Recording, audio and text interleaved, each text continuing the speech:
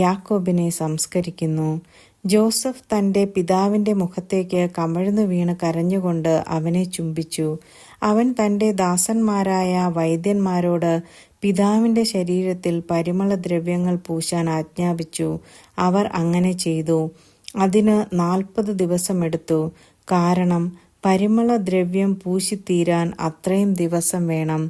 ഈജിപ്തുകാർ 70 ദിവസം അവനെയോർത്ത് വിലപിച്ചു. അവനു വേണ്ടിയുള്ള വിലാപം കഴിഞ്ഞപ്പോൾ ജോസഫ് ഫറവോയുടെ വീട്ടുകാരോട് പറഞ്ഞു, നിങ്ങൾ എന്നിൽ സംപ്രീതരാണെങ്കിൽ ദയവ് ചെയ്ത് ഫറവോയോട് ഇങ്ങനെ ഉണർത്തിക്കുക, എൻ്റെ പിതാവ് എന്നെക്കൊണ്ട് ഒരു പ്രതിജ്ഞ ചെയ്യിച്ചു. അവൻ പറഞ്ഞു, ഞാൻ മരിക്കാറായി കാനാൻ ദേശത്ത് എനിക്ക് വേണ്ടി ഞാൻ തയ്യാറാക്കിയിരിക്കുന്ന കല്ലറയിൽ തന്നെ നീ എന്നെ സംസ്കരിക്കണം. അതുകൊണ്ട് ഞാൻ പോയി എൻ്റെ പിതാവിനെ സംസ്കരിക്കട്ടെ, അത് കഴിഞ്ഞ് ഞാൻ തിരിച്ചു വരും. ഫറവോ പറഞ്ഞു, നീ പോയി അവൻ പ്രതിജ്ഞ ചെയ്തതനുസരിച്ച് അവനെ സംസ്കരിക്കുക. ജോസഫ് പിതാവിനെ സംസ്കരിക്കാൻ പോയി. ഫറവോയുടെ വേലക്കാരും കൊട്ടാരത്തിലെ പ്രമാണികളും ഈജിപ്തിലെ തലവന്മാരും അവനോടൊപ്പം പോയി. ജോസഫിൻ്റെ വീട്ടുകാരും സഹോദരന്മാരും പിതാവിൻ്റെ കുടുംബവും അവൻ്റെ കൂടെ ഉണ്ടായിരുന്നു. കുട്ടികളും ആടുമാടുകളും മാത്രമേ ഗോഷൻ ദേശത്ത് ശേഷിച്ചുള്ളൂ. രഥങ്ങളും കുതിരക്കാരും അവനെ അനുഗമിച്ചു. അത് വലിയൊരു സംഘമായിരുന്നു. ജോർദാന് അക്കരെയുള്ള അത്താദിലെ മെതിസ്ഥലത്തെത്തിയപ്പോൾ അവർ ഉച്ചത്തിൽ വിലപിച്ചു. അവൻ 7 ദിവസം പിതാവിനെ ഓർത്ത് വിലപിച്ചു. അന്നാട്ടുകാരായ കാനാന്യർ അത്താദിൻ്റെ മെതിക്കളത്തിൽ നടന്ന ഈ വിലാപം കേട്ടപ്പോൾ ഈജിപ്തുകാർക്ക് വളരെ ഗൗരവമുള്ള ഒരു വിലാപമാണിത് എന്നും പറഞ്ഞുകൊണ്ട് ആ സ്ഥലത്തിന് ആബേൽ മിസ്രയീം എന്ന് പേരുണ്ടായി. അത് ജോർദാൻ അക്കരെയാണ്. അങ്ങനെ യാക്കോബ് ആവശ്യപ്പെട്ടതുപോലെ അവൻ്റെ മക്കൾ പ്രവർത്തിച്ചു.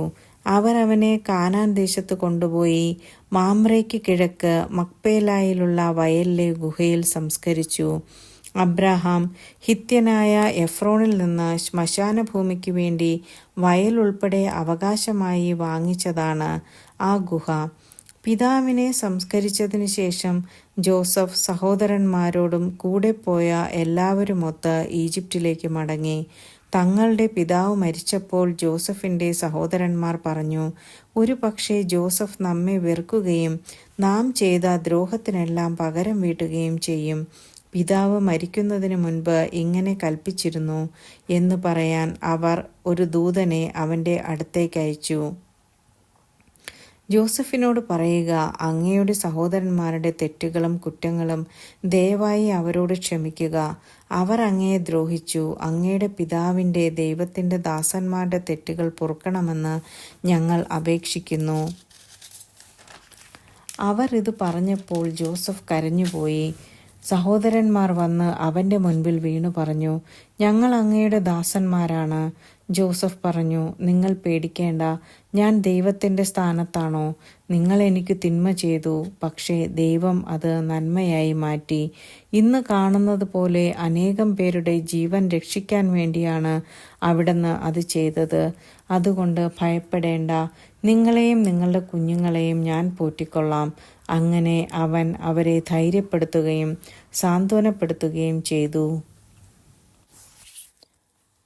ജോസഫിൻ്റെ മരണം. ജോസഫും അവൻ്റെ പിതാവിൻ്റെ കുടുംബവും ഈജിപ്തിൽ പാർത്തു. ജോസഫ് 110 കൊല്ലം ജീവിച്ചു. എഫ്രായിമിൻ്റെ 3-ാം തലമുറയിലെ മക്കളെ അവൻ കണ്ടു. മനാസയുടെ മകനായ മാക്കീറിൻ്റെ കുഞ്ഞുങ്ങളും ജോസഫിൻ്റെ മടിയിൽ കിടന്നിട്ടുണ്ട്. ജോസഫ് സഹോദരന്മാരോട് പറഞ്ഞു, ഞാൻ മരിക്കാറായി, എന്നാൽ ദൈവം നിങ്ങളെ സന്ദർശിക്കും. അബ്രഹാത്തിനും ഇസഹാക്കിനും യാക്കോബിനും വാഗ്ദാനം ചെയ്ത നാട്ടിലേക്ക് അവിടുന്ന് നിങ്ങളെ കൊണ്ടുപോകും. ദൈവം നിങ്ങളെ സന്ദർശിക്കുമ്പോൾ നിങ്ങൾ എൻ്റെ അവശിഷ്ടങ്ങൾ ഇവിടെ നിന്ന് കൊണ്ടുപോകണം എന്ന് തൻ്റെ സഹോദരന്മാരോട് പറഞ്ഞ് ജോസഫ് അവരെ കൊണ്ട് പ്രതിജ്ഞ ചെയ്യിച്ചു. 110 വയസ്സായപ്പോൾ ജോസഫ് മരിച്ചു. അവർ അവനെ പരിമളദ്രവ്യം പൂശി ഈജിപ്തിൽ ഒരു ശവപ്പെട്ടിയിൽ സൂക്ഷിച്ചു. ആമേൻ.